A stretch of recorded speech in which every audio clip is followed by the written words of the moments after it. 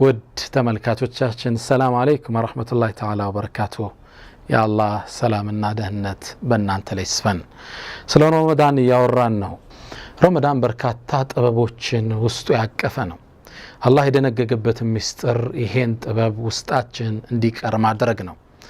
አላህ እንድንቸገር ግዴታ አላደረገውም፣ ዋጅብ አላደረገውም። ረመዳን መጾም ግዴታ ነው። እሱም ማፍጠር ትልቅ ወንጀል ነው። የዲኑ ምሰሶ ተደርጓል። ረመዳን ለወር ነው ደግሞ የተራዘመ ነው።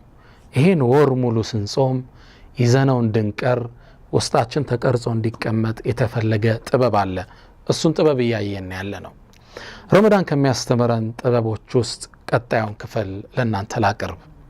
እንደምታውቁት አሁን ባለንበት ህይወት ሰውን ማማት ተራ ነገር ሆኗል። ስብስቦቻችን ላይ የሰው ስም ካልተነሳ ማይደምቅ ሆኗል። ህሜት ባጭሩ የአፋችን ማስቲካ ከሆነ ውሎ አድሯል። ሰው እናማለን፣ ሰው እናነሳለን። ታዲያ ረመዳን ይመጣና የሰዎችን ስም ማንሳትን እንድንተው በሐሰት ምስክር መሆንን እንድንርቅ አሰልጥኖን ያልፋል። አንዱ ጥበብ እሱ ነው። ነቢዩ መሐመድ ሰለላሁ ዐለይሂ ወሰለም ቡኻሪ ላይ በተዘገበው ሐዲስ ላይ መለም የዳዕ ያልተወሰው ቀውለ ዙር የሐሰት ምስክርን ወልዓመለ ብህ በሱም መስራትን ያላቆመ ሰው ፈለይሰ ሊላሂ ሓጀቱን ፊ አን የضዐ ጠዓመሁ ወሸራበ አላህ ዘንድ ግድ የለውም። አላህ ግድ የለውም ለዚህ ጾም ምግቡንና መጠጡን በማቆሙ አላህ ዘንድ ግድ የለውም። እነሴንስ አላህ ዋጋ አይሰጠውም። ምግብ ተው መጠጥ ተው፣ ግን ሰው እያማን ሌላ ስጋ እየበላ ነው። ሌላ መንፈሳዊ ስጋ የሰው ስጋ እየበላ ነው። ይሄን ጾም አላህ ቦታ አይሰጠውም ይሉና ነብዩ መሐመድ ሰለላሁ ዐለይሂ ወሰለም። ቀውለ ዙር ተብሎ በዚህ ሐዲስ ላይ የተጠቀሰው የሐሰት ምስክር ሁላችን አሁን እየኖርንበት ያለ ጉዳይ ነው። ቦታ ሽያጭ ላይ በሐሰት እንመሰክራለን። የቀበሌ መታወቂያ ምስክር ላይ በሐሰት እንመሰክራለን። የሐጅ ፕሮሰስ ላይ ምስክር ሆነን እንቀርባለን። ቀውል ዙር የሐሰት ምስክርነት ኢቨን ሙስሊም ላልሆኑ ወገኖች እንኳን የሐሰት ምስክር መስክረን ሰራተኛ ሆነው ወደ መካ መዲና የሚገቡ በርካቶች ናቸው። በምን በእኛ የሐሰት ምስክርነት። ይሄን መተውን አላህ ለወር ያስተምረናል። ለወር ይሄን መተው አለባችሁ ሲለን ለቀጣዩ 11 ወር ውስጥ ቋሚ ስነ ምግባራችን ሆኖ እንዲጸድቅ ይከጀላልና። በሐሰት መመስከር እስልምና ከሽርክ ጋር ጎዳኝቶ የጠራው ትልቅ ወንጀል ነው። ፈጅተኒቡ ርጅሰ ሚነል አውታን ወጅተኒቡ ቀውለ ዙር ነው ይለው አላህ። ይሄ ጣዖት አምልኮን ራቁ፣ እንዲሁም የሐሰት ምስክርነትን። የሐሰት ምስክር መሬቱ ሞልቶታል። ፍርድ ቤት ላይ በጣም ብፁዓን በሆኑ ሰዎች ላይ ሐሰት መስካሪዎች ይመጣሉ። የህግ ሂደትን እኔም በህይወቴ ላይ አልፌያለሁ። ሁሉም የመሰከረው ልሞስት የሐሰት ምስክር ተገዥ ምስክር ነው።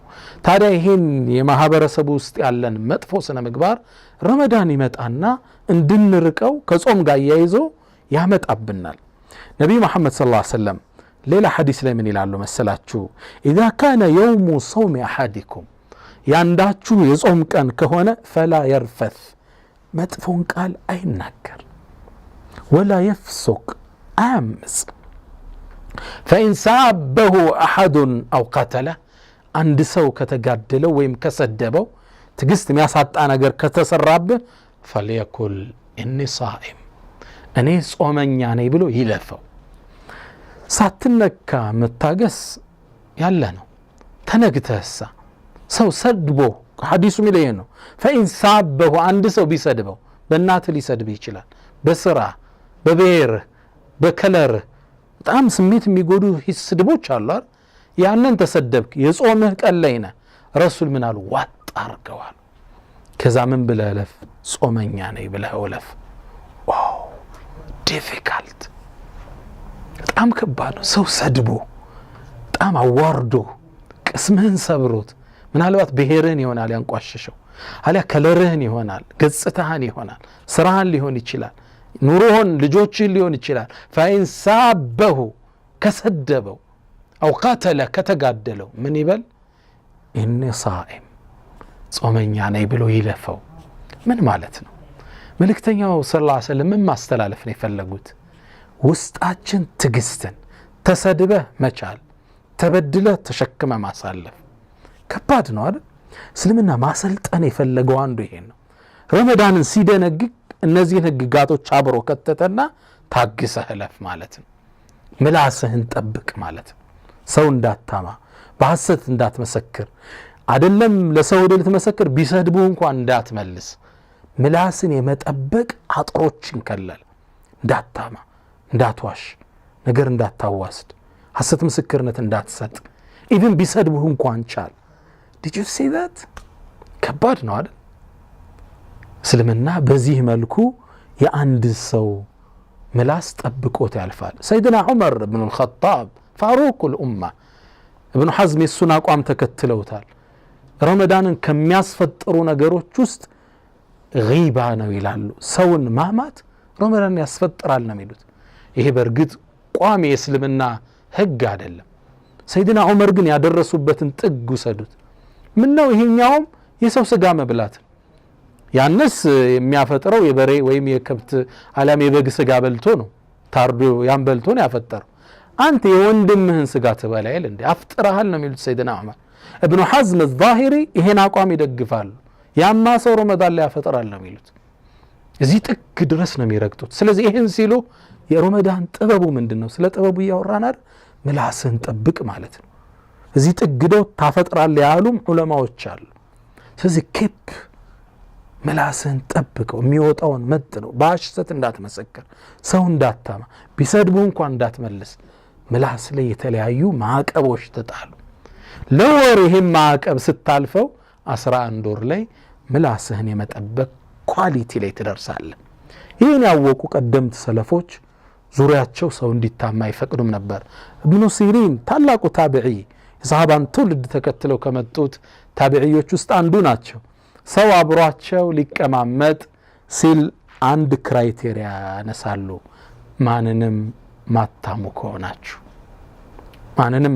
ከሆናችሁ አብራችሁ ቁጭ በሉ ሰውን ግን እንዳታሙ ታዲያ እንዴ አንዱ ሐጃጅ ኢብኑ ዩሱፍን በመጥፎ ሲያነሳው ሰማ ሐጃጅ ኢብኑ ዩሱፍ ማን ነው ከ120 ሺህ በላይ ዑለማዎችን ሰሃባዎችን የገደለ እሱ እንኳን ሲሞት እስር ቤት ላይ የተለቀቁት 20 ሺህ ሰው ነበር ይሄን ሰው በመጥፎ ሲያነሳው አንድ ሰው ሰሙ በርግጥ ይገባዋል በጣም አምባገነን ህዝብ የጨረሰ ነው ምን አሉት ግን እሳቸው ያ هذا አሉት አንተ ሆይ አሉት ان الله يقتص للحجاج ممن ظلمه كما يقتص على الحجاج ممن ظلمهم حجاج ላይ የበደላቸውን አላህ ሂሳብ እንደሚያደርገው ሁሉ ሐጃጅንም የበደሉትን እኮ ሂሳብ ያወራርድባቸዋል ሐጃጅ ማማት አይፈቀድልም በዳይ እንኳን ቢሆን አያችሁ በጣም በደል አይደለም አሁን እኮ እየታማ ያለው ዳዒ ነው አይደል ለዲኑ የሚደፋ ቀና የሚለው እኮ ነው ኤክስ እየተደረገ ስሙ እየጠፋ ያለ